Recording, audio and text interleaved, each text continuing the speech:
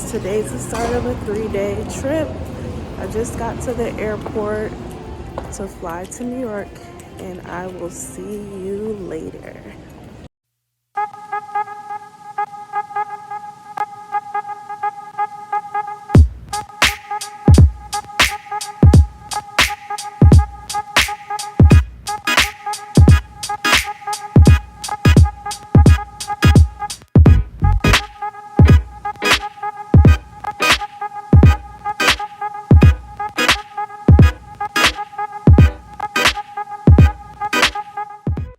I'm in New York now.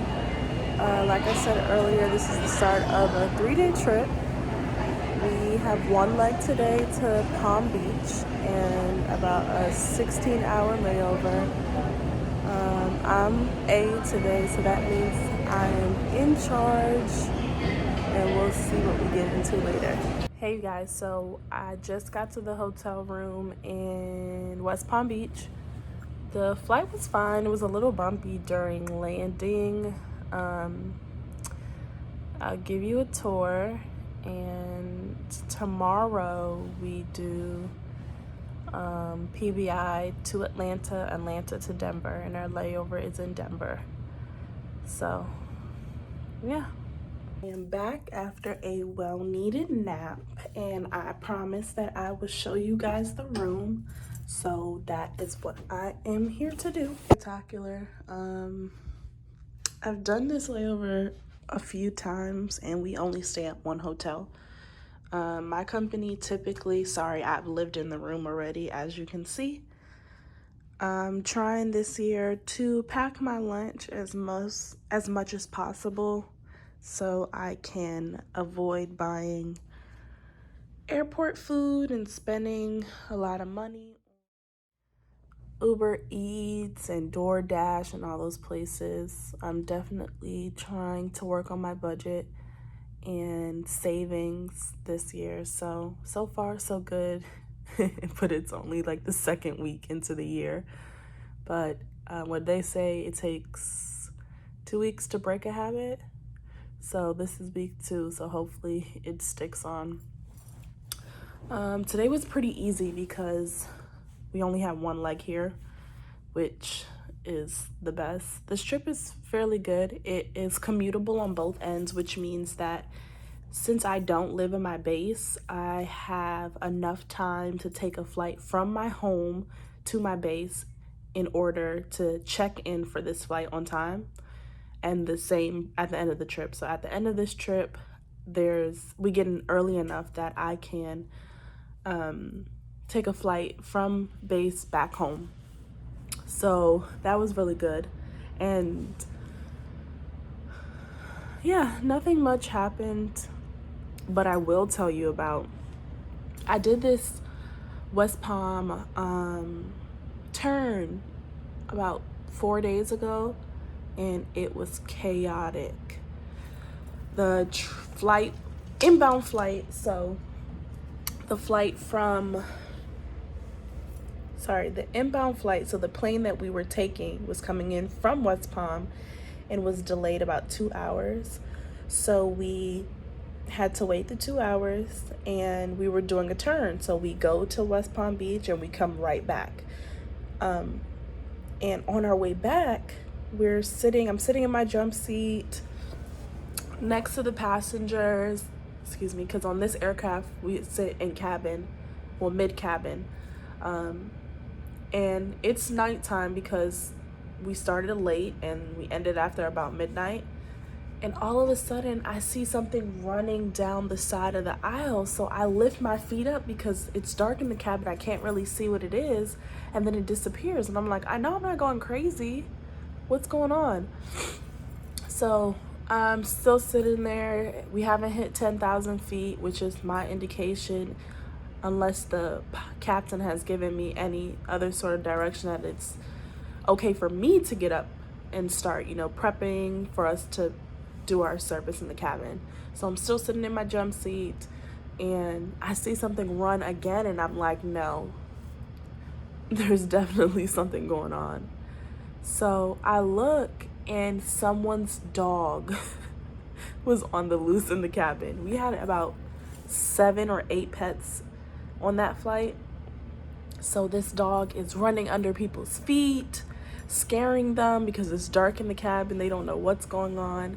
And disclaimer, I am not a pet person. So I wasn't picking up the dog. So I called the A, which is the flight attendant who's in charge of that trip. And I'm like, we have a dog loose in the cabin. And she's like, what? I'm like, lean down into the aisle and you see this dog running around right here. She's like, oh my gosh, what do I say? How do I make a PA about that? And I'm like, I don't know, but yeah, someone's dog is here. So the passengers who were sitting next to me were nice enough to pick up the dog, and I end up having to go row by row and look to see which person still had their pet. And we end up finding that it was a first-class passenger's dog that came all the way into the main cabin. It was crazy. But tomorrow our pickup time is 5:10. We have an early flight, 6 a.m. to Atlanta, and then Atlanta we go to Denver, which is our second layover of this 3-day trip. What else?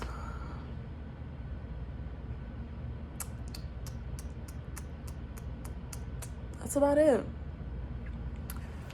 So I will talk to you guys in the morning when I am getting ready to go downstairs for the pickup time. Good morning, you guys. It's 4:30. My van time is at 5:10, and today we have 2 legs. We go to West Palm Beach, Atlanta, Denver. So we'll see what happens.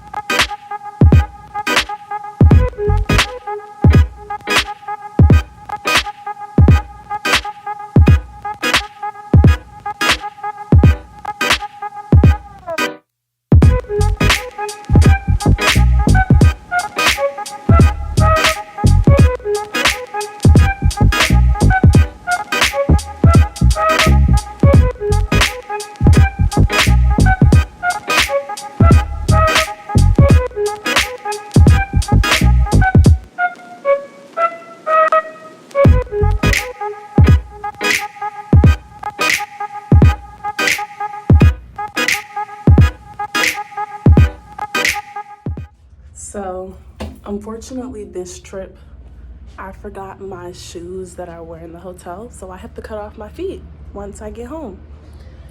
But it is now 4:51. I have about 10-12 minutes to get dressed and put away all of my items. What I typically do once I wake up, I pack away most of the stuff I'm not going to use to get ready, so that I am not rushing at the last minute to try and pack everything and then accidentally forget something that is important to me. So yeah. Oops.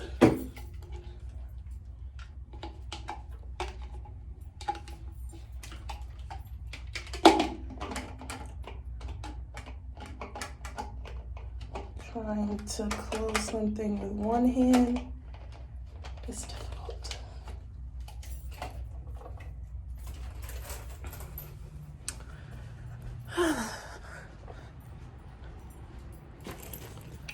But the hardest part for me is waking up. Once I'm awake,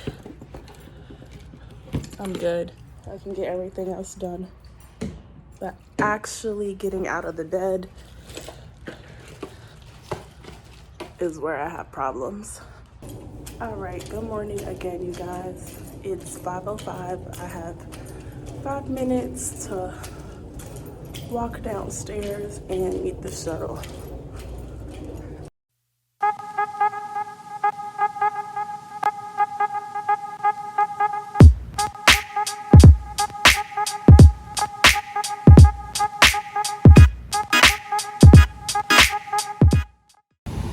Hey guys, so we are in Atlanta now. I'm waiting at the gate to board the flight from Atlanta to Denver, and that is our last leg of the day. All right, you guys, so we are now walking down to the plane to go to Denver.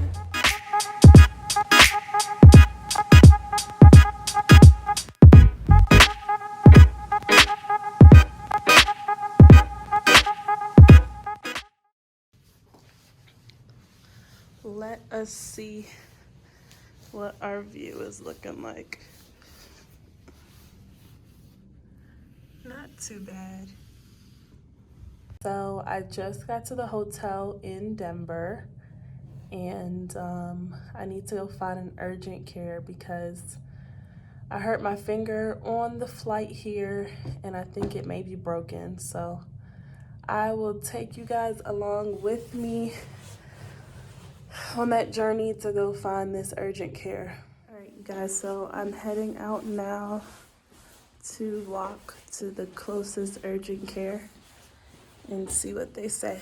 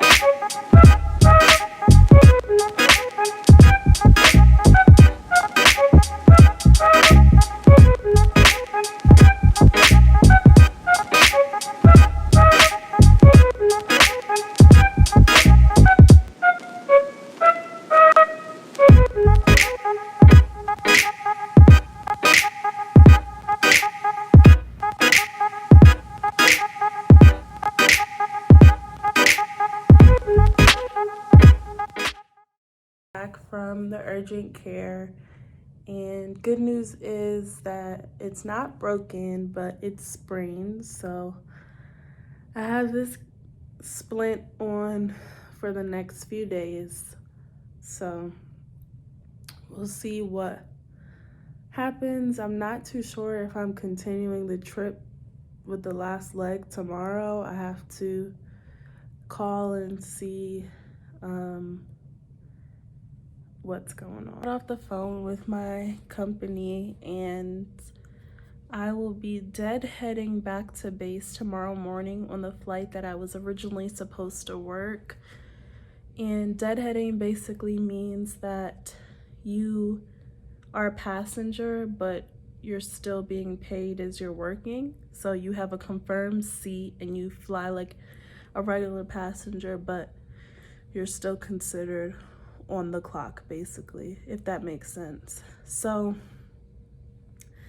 the story behind this is I was putting a trash cart away in the forward galley because I was and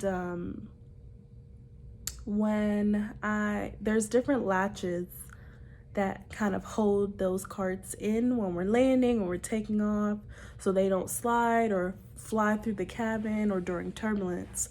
So I was lifting one of those latches to push the cart in, but the latch was getting stuck on the cart. So when I went to pull the latch up and push the cart in, my finger was in between that. So my finger got jammed in between the cart and the latch, which was not fun at all. So when we landed, I couldn't feel anything in like the tip area of my finger. So obviously I decided to go to urgent care and make sure everything was okay.